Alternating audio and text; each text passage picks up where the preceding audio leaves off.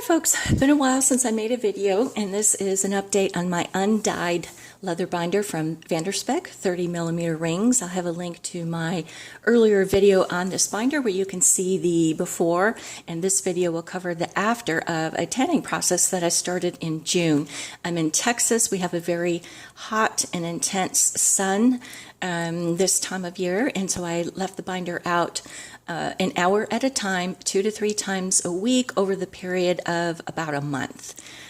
4 weeks, 6 weeks, started in June doing that. And the tanning sessions were off and on, but averaged about 2 a week. And I wanted to show you, give you an update of how it looks and discuss the risks, some of the risks that I faced during the tanning process as a very inexperienced, no experienced tanner. So let me show you. I've done a card so I wouldn't forget anything, and so these are the risks, and you are happy to you have my blessing to stop the video right here. So some risks of tanning leather, things that I considered before I did this process. I didn't leave the binder in a window other than that times related to everyday use. In order to tan it, I did take it outside, put it on a cloth on my patio. So let's call it what it is. The first risk you have when you leave your binder outside to tan, no matter how long it is birds blessing your binder. And join the Facebook group for Spek, and you will see, unfortunately, that happened to an undyed binder user. She shared a photo of it, and it happened to the back of her undyed binder. So hopefully that stain will be incorporated into the patina over time as my bleeding spot here from when I had a bloody nose, like within 24 hours of receiving the binder. Anyway, moving on, you have the elements, of course, that you have to consider. I looked at the forecast, but there were at least 2 times where the binder had raindrops on it. Fortunately, they landed evenly over the binder because I had it open flat.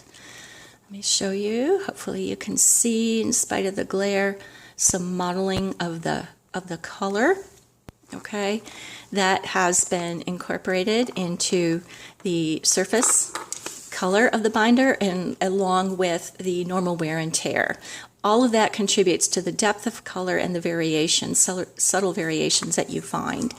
Animals, you never know, your dog or cat, somebody else's, a curious squirrel, you need to be aware of that. Now, if you are with the binder when this is happening on your balcony, porch, patio, etc., you can prevent some of these things from happening, but you do have to be careful. Some dogs, as you know, enjoy chewing on leather. Burning and drying. Again, hot and intense Texas sun, no more than an hour at a time. And when I placed the binder in the sun, I did my best to make sure that the rays were hitting it head on.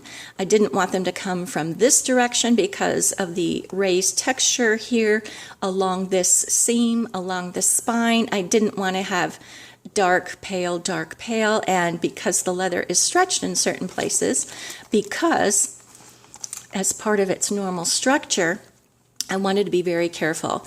You can see this darkness here was always there, and that came from the oils of my hand from constantly clasping and unclasping.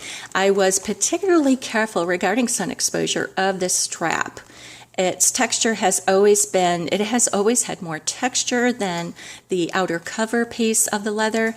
There is some pebble to it, a little drier, and I knew it would tan more quickly because of that. So I was very careful. And you can see this is not necessarily the beginning cover of the leather because I did some cleaning in trying to remove this initial blood stain, but you can see, how far it has come. Look in the upper right hand corner.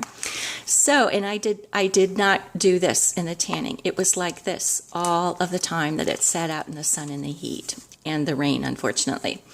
Drying too fast. Again, that's talking about the burning and drying. I did it no more than an hour at a time because I did not want to damage the leather. I am not a leather tanner. I have no experience doing this until here. And so I was careful slow and steady wins the race. So too much, too little moisturizing. I did moisturize very lightly this binder after about every third time after its tanning sessions. I used mink liquid, not mink oil, mink liquid. I bought it through Tandy Leather, and I'll put some purchase links below for that.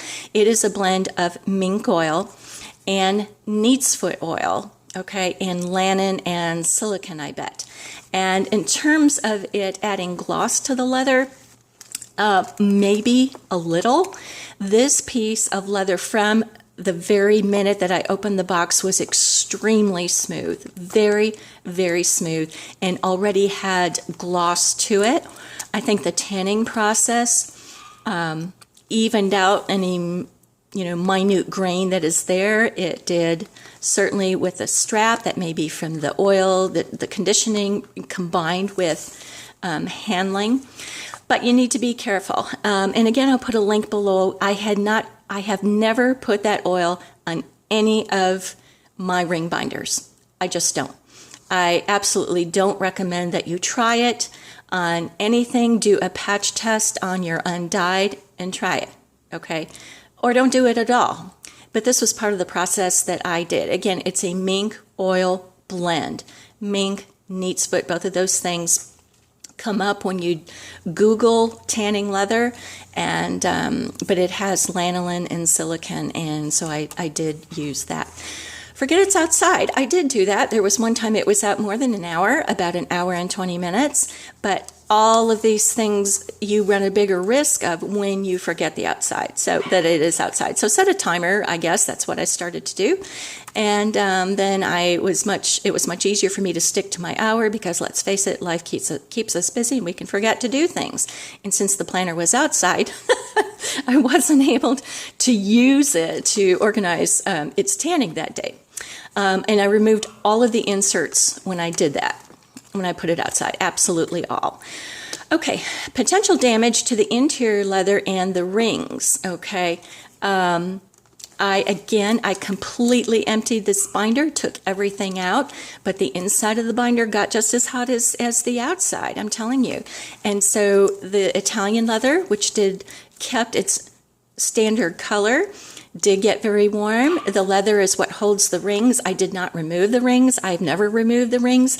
That may be something you consider doing before you tanning. And again, y'all, this is at your own risk. I am sharing my experience to the finished product, but that is something that I did keep in mind when I put this outside, is that all of the leather is going to soften. And actually, I kind of like that, because this thing is like as flexible. It's pretty darn amazing, much more flexible than it was when it first came in. Theft. None of us wants to get our investment stolen.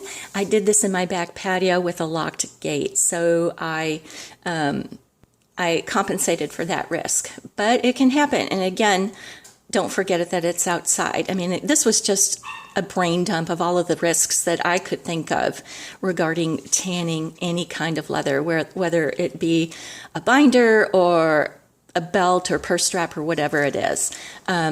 So these are the things that I considered. I'm very happy with the process. I am not tanning it anymore. And if you have any questions, let them in. Please put them in the links below, and I'll do my best to